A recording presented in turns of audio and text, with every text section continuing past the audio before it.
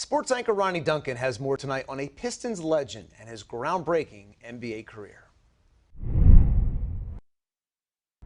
I'm Ronnie Duncan with sports. His name is Ray Scott. At one time, he was one of the best coaches in the NBA. But nearly 50 years ago, he became the first black to ever win the NBA Coach of the Year.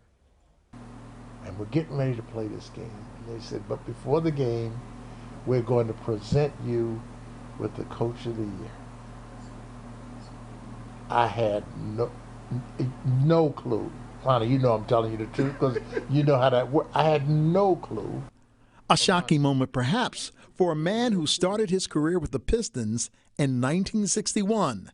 And that time, he was left speechless. I go to mid-court, and the deputy commissioner, an African-American man named Cy Gordine, hands me the trophy and says, to Ray Scott, the 1973-74 Coach of the Year. I got the Chicago Bulls sitting here looking at me, and I got the Detroit Pistons, my team behind me looking at me, giving me a standing ovation with all of the people. I take the trophy. I look at Cy, and Cy said to me, Ray, do you have any words? And I said, I do not. And I walked off the court.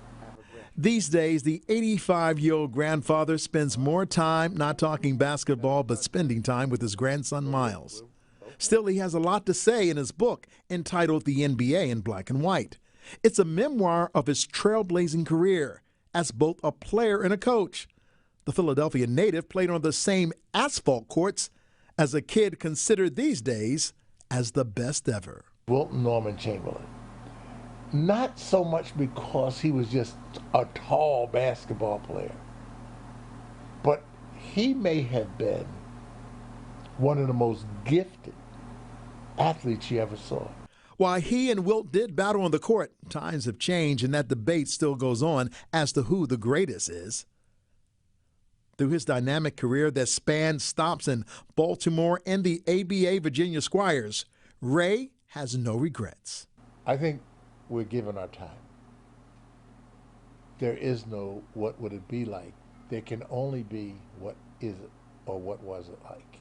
Despite his pioneering journey, Ray has no regrets about his time in Detroit after he was fired. The word bitter doesn't take place in his vocabulary of choice words. I'm not bitter because of the respect that I got back in my attitude. You might say it's a personality trait that has matured in this 85-year-old of present-day life. Today, if he received that same Coach of the Year honors, he'd have something to say. I would give thanks. I would give thanks. That's all I can do.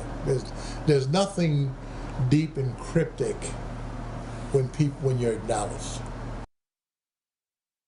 What an extraordinary man, Ray Scott. I'm Ronnie Duncan, that's your sports. 3, 2, 1. I'm done.